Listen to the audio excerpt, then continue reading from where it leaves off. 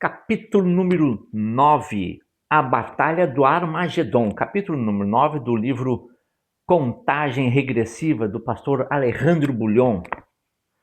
Capítulo número 9 está na página 55 e diz assim: Recebo muitas mensagens todos os dias, pastor Bullion falando. Mas no fim do ano, a quantidade é maior, porque recebo também muitas felicitações de Natal. Em certa ocasião, entre todas as mensagens que tinha recebido naquele dia, havia uma que não consigo esquecer. Era a véspera de Natal, e eu deveria estar feliz. Afinal, aquele havia sido um ano cheio de bênçãos. Todos os meus filhos estavam reunidos em casa, depois de um ano distantes. Então, o pessoal tudo afastado, agora estavam se reencontrando no Natal, então deveria estar contente, né? Deveria estar radiante de alegria, mas não era esse o meu sentimento. Aquela Aquela carta continuava me machucando por dentro, fazendo-me sofrer, embora eu soubesse que pouco poderia fazer para ajudar aquela família. Pastor, dizia a mensagem, este será o Natal mais triste da nossa vida. Teríamos preferido que Deus nos tirasse o dinheiro, os bens, a saúde e até a vida, mas que não nos deixasse ver o nosso filho na trágica situação em que se encontra. Depois a mensagem falava das horas intermináveis de luta para tirar o filho das garras do vício. Aos 23 anos, um jovem está apenas desabrochando para a vida, mas os pais não viam mais saída para aquele rapaz. Foram 8 meses de oração e súplicas a Deus por um milagre. Já o haviam levado para ser tratado por especialistas. Já o haviam internado em clínicas de recuperação para dependência química. E mesmo assim, viam o filho dia a dia sendo consumido por uma força incontrolável que o levava às drogas. A mensagem tinha um clamor desesperado. Será que essa luta vai acabar? Será que poderei ver meu filho recuperado? A batalha vivida por aquele rapaz entre o desejo da libertação e o poder do vício faz parte de uma luta maior, o conflito cósmico entre o bem e o mal. O grande conflito, né, que existe, né? Em que cada pessoa tem que tomar uma decisão definitiva. A boa notícia é que a Bíblia nos assegura que essa luta terrível terá fim. O diabo pode fazer hoje muita coisa para trazer dor à sua vida. Página 56. Pode até destruir lares e vidas jovens, como a daquele jovem, aquele rapaz. Mas o inimigo será totalmente destruído. Essa é aquela história, quando a gente está assistindo um filme, a gente não sabe assim exatamente como vai terminar, quem é que vai ganhar. Imagina-se que o bem vai vencer, né?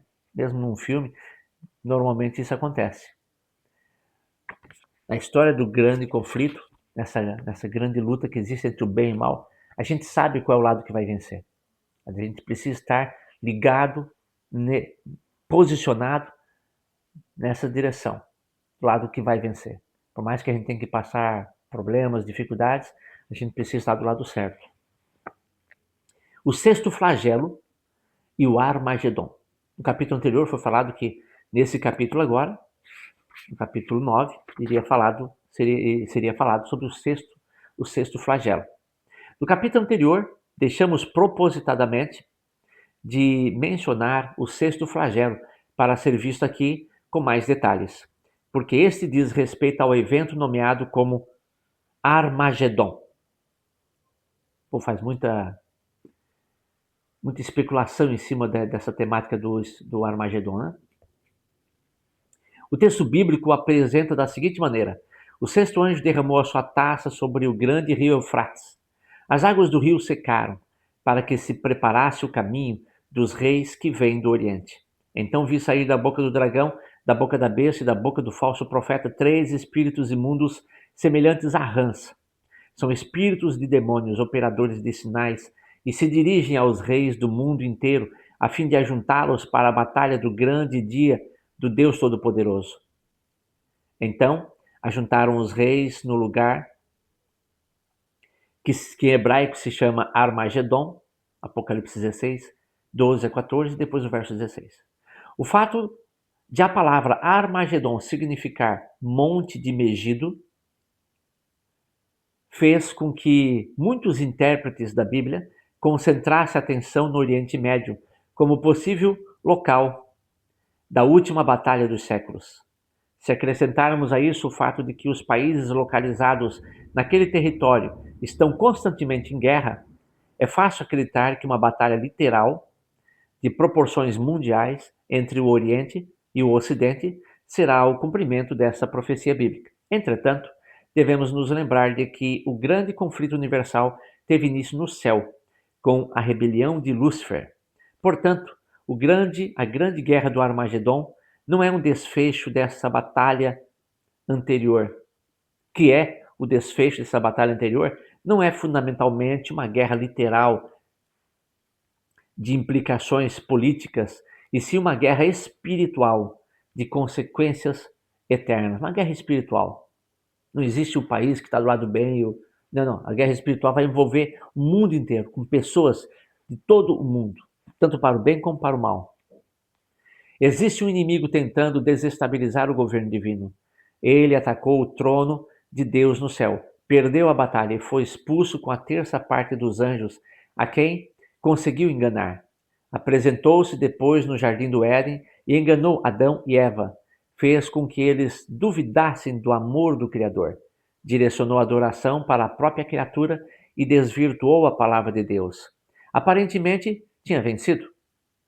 Mas ele não contava com o plano da salvação, segundo o qual Jesus viria a este mundo para resgatar o ser humano e restaurar nele o caráter divino que havia sido reformado, aliás, havia sido deformado pelo pecado.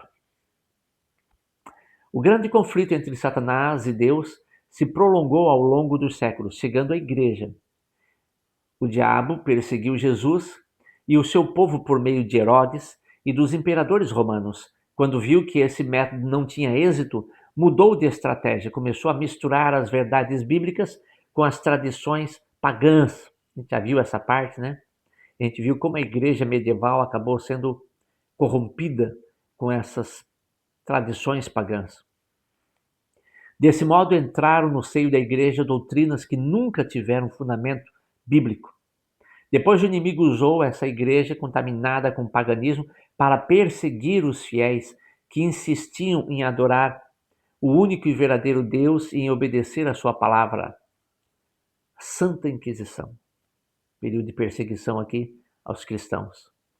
Foram 1260 anos de perseguição, ao fim dos quais a estratégia do inimigo mudou novamente. Dessa vez, levantou o racionalismo ateu para tentar abolir qualquer forma de religião.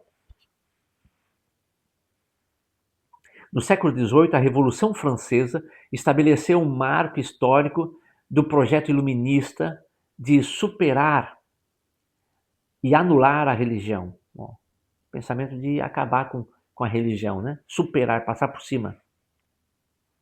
Em seu período de maior radicalização, a religião foi abolida e Bíblias foram queimadas em praça pública. Em meio à perseguição, porém, o verdadeiro povo de Deus se fortalecia. Em nossos dias, o inimigo de Deus está usando a estratégia que talvez seja mais eficaz para o seu propósito: o secularismo e o cristianismo descompromissado, sem compromisso. Hoje a gente está vivendo a era do descompromisso. Não tem compromisso. Ninguém quer ter o compromisso. Para a mentalidade atual, Deus deixou de ser o Deus pessoal e passou a ser apenas uma energia, um adesivo que se coloca no carro. Deixou de ser visto como o soberano criador do céu e da terra, que merece adoração e obediência. As pessoas dizem acreditar em Deus, mas não se comprometem com Ele. Vivem como se Deus não existisse, ditam as próprias regras e estabelecem seu código moral. A tua cabeça é o teu guia, né? Faça o que quiser, é tudo da lei, né? A música, né? Uma guerra espiritual. A grande batalha do Armagedon não se refere a uma guerra política entre o Oriente e o Ocidente, seja por causa do petróleo do Oriente Médio ou por algum outro motivo. O Armagedon É a última batalha na luta histórica entre o bem e o mal, assinalando o retorno de Cristo como Rei dos Reis e Senhor dos Senhores. Ele é o verdadeiro Rei que vem do Oriente após o secamento simbólico do Eufrates, está lá em Apocalipse 7, verso 2. Uma referência à queda da Babilônia histórica que, em Apocalipse 16, 12, representa o colapso da Babilônia espiritual do tempo do fim. Portanto, a guerra do Armagedon não será um conflito com drones e bombas, será uma guerra de natureza espiritual. Nas batalhas espirituais, página 58, nas batalhas espirituais de nossos dias, que antecedem esse desfecho em que Cristo é triunfante, Deus reclama para si adoração e obediência. E o inimigo exige o mesmo, ou então direciona a adoração e a obediência para qualquer criatura ou objeto, menos para Deus. O Apocalipse nos apresenta em várias ocasiões facetas do grande conflito travado ao longo dos séculos entre o dragão e Cristo, representado por sua igreja na Terra. Vejamos alguns itens aqui, na página ainda 58. O dragão ficou irado com a mulher e foi travar guerra com o restante da descendência dela, ou seja, os que guardam os mandamentos de Deus e têm o testemunho de Jesus. Apocalipse 12, verso 17. Vi emergir do mar uma besta. Foi-lhe permitido também que lutasse contra os santos e os vencesse, está lá em Apocalipse 13, verso 1 e verso 7. Vi uma mulher montada numa besta escarlate, besta repleta de nomes de blasfêmia, com 7 cabeças e 10 chifres. Os 10 chifres que você viu são 10 reis, lutarão contra o Cordeiro e o Cordeiro os vencerá. Apocalipse 17, verso 3, 12 e 14. E vi a besta e os reis da terra com os seus exércitos reunidos para fazer guerra contra aquele que estava montado no cavalo e contra o seu exército. O último versículo fala dos reis da terra com seus exércitos reunidos para o desfecho da grande batalha entre o bem e o mal, quando o sexto anjo derrama a sua taça. Também vemos os 3 espíritos imundos semelhantes a rãs reunindo os reis do mundo inteiro para essa grande batalha. Mas o que isso quer dizer? Qual será o final desse conflito? A vitória do Cordeiro. Primeiramente, é preciso saber que Deus tem na terra um exército em prontidão para a batalha do Armagedon. Trata-se de um esquadrão de elite, composto pelos chamados eleitos e fiéis que estão com o Cordeiro. Apocalipse 17, o versículo 14. Esse é o mesmo grupo descrito em Apocalipse 14 como os 144 mil, as pessoas que seguem o Cordeiro por onde quer que ele vá. Está lá em Apocalipse 14, verso 4. A Bíblia diz ainda que Jesus, o Cordeiro, quem derrota as hostes inimigas, pois é o Senhor dos senhores e o Rei dos reis. Apocalipse 17, 14. Estou na página 59 aqui. O apóstolo João também narra essa cena em outro capítulo do Apocalipse. Vi o céu aberto e eis um cavalo branco, e o seu cavaleiro se chama Fiel e Verdadeiro e julga e combate com justiça. Os seus olhos são como chamas de fogo. Na cabeça dele há muitos diademas. Tem um nome escrito que ninguém conhece, a não ser ele mesmo. Está vestido com um manto encharcado de sangue e o seu nome é Verbo de Deus. Falando ali de Jesus, né? O Verbo de Deus. Por isso que o Apocalipse é a revelação de Jesus. Jesus é revelado no Apocalipse de diferentes formas. Os exércitos do céu o seguiam, montados em cavalos brancos e vestidos de linho finíssimo, branco e puro. De sua boca sai uma espada afiada para com ela ferir as nações. Ele mesmo as regerá com cetro de ferro, e ele mesmo é o que pisa o lagar. Lagar é o local onde o pessoal pisava em cima lá das uvas, né, para poder fazer ali extração ali do suco, né, do suco de uva, para fazer o vinho, né. Lagar do vinho, do furor, da ira de Deus, do Deus Todo-Poderoso. No seu manto e na sua coxa está escrito um nome, Rei dos reis e Senhor dos senhores. Ó, Jesus, Rei dos reis e Senhor dos senhores. O exército da besta e dos reis da terra, que são poderes que oprimem e perseguem o povo de Deus, prepara-se para o ponto alto dessa batalha histórica em que tem sido aparentemente vencedor. Satanás, né? Aparentemente tem sido vencedor. Nesse momento, porém, o exército celestial vem em defesa do exército de Deus na terra, a semelhança da descrição do capítulo 17 e Apocalipse 19. O exército de Deus é liderado pelo Rei dos Reis e Senhor dos Senhores. É o cavaleiro que se chama fiel e verdadeiro, o Verbo de Deus. Né? Comparar lá com São João 1, verso 1, que diz que Jesus é o Verbo, né? Ele estava com Deus, que está vestido com um manto tinto de sangue. Jesus Cristo, o Verbo que se fez carne e derramou o seu sangue na cruz, é o cavaleiro que vem acompanhado dos seus anjos, o exército dos céus, para libertar os seus servos fiéis, o seu exército na terra. A festividade da vitória do exército de Deus é descrita como as bodas do Cordeiro, está lá em Apocalipse 19, verso 7, em que Cristo e sua igreja se reúnem em uma celebração retratada de modo semelhante a uma festa de casamento. Nessa festa, o povo de Deus é apresentado como uma noiva que se vestiu de linho finíssimo, resplandecente e puro. Apocalipse 19, verso 8.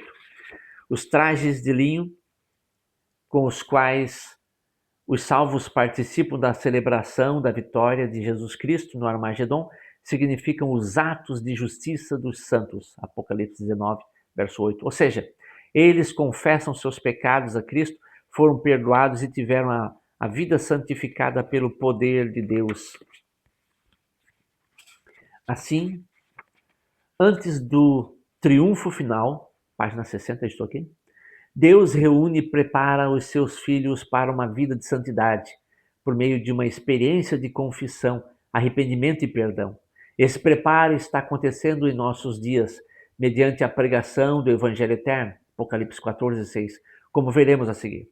Agora vamos ver aqui Apocalipse, capítulo 14, versículo 6 em diante, que fala justamente sobre a tríplice, as três mensagens angélicas, né? Os três anjos de Apocalipse.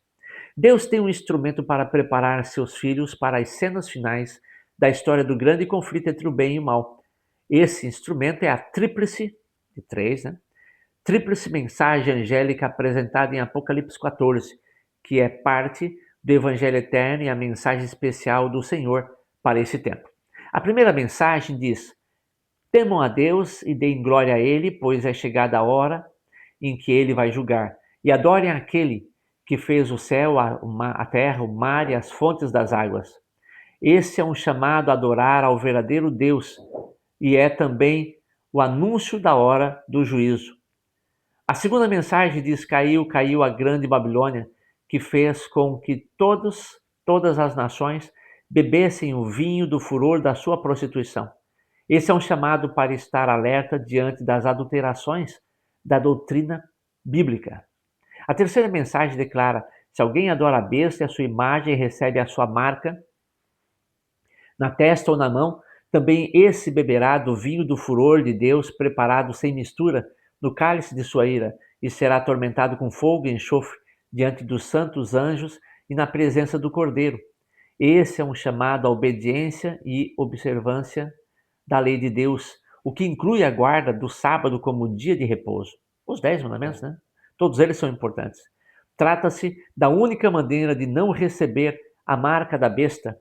É por meio da proclamação dessas três mensagens distintivas que Deus está preparando os seus filhos para formar um povo fiel e vitorioso no tempo do fim.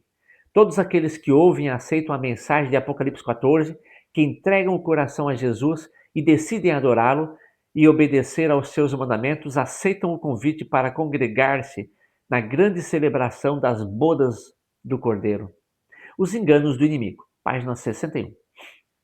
O inimigo de Deus também está se preparando para congregar os seus súditos no vale do Armagedon. Para isso, ele utiliza uma falsificação da tríplice mensagem angélica.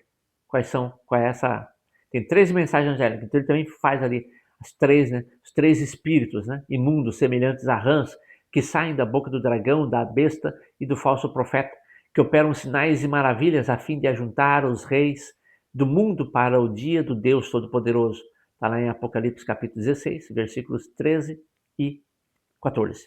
Esses 3 espíritos imundos proclamam mensagens, ensinamentos e filosofias de vida que vão contra os principais ensinamentos das 3 mensagens angélicas.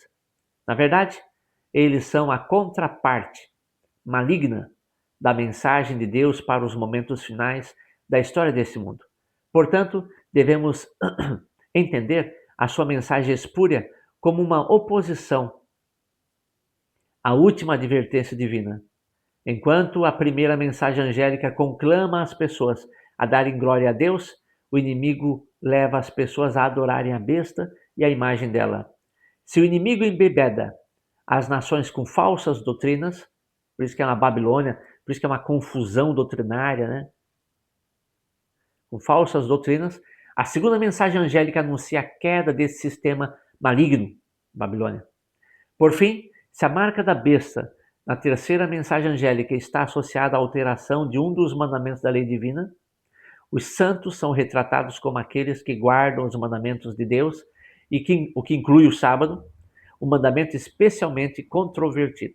E é justamente o mandamento do sábado que tem ali as características do selo, o nome, o cargo e o território, né? Que o Senhor, aquele que fez, quer dizer, o Criador dos céus, da terra, do mar.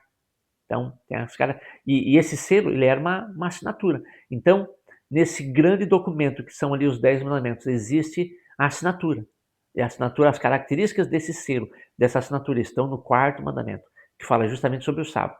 Por isso que esse foi o mandamento que foi adulterado, foi modificado, para tirar a autoridade divina e colocar ali nele a autoridade humana. Esse é o quadro geral. O mundo está se preparando para o fim do grande conflito universal. O mal será derrotado definitivamente, mas antes de findar, o diabo fará tudo o que puder para arruinar o maior número possível de vidas. Para isso, usará suas ferramentas favoritas. Quais são? O engano, o disfarce, a sedução e, quando essas falharem, a perseguição. Lembre-se de que os espíritos de demônios são operadores de sinais. Eles vêm acompanhados de milagres e prodígios, enfim, fazem tantas maravilhas, coisas espetaculares, né? Que enganarão até os mais avisados, até os, se for possível, até os escolhidos, né? Felizmente, Deus nos deixou a sua palavra. Ela é a nossa única garantia. É a luz em meio às trevas. É a âncora em meio ao mar agitado e turbulento no qual nosso mundo vive. Você pode confiar. Você pode confiar nela, na palavra de Deus. O grande dilema, desde o início, é em qual palavra você vai confiar. Se é na palavra de Deus ou na palavra da serpente. Que Deus te abençoe. Nós vamos continuar depois com o capítulo número 10.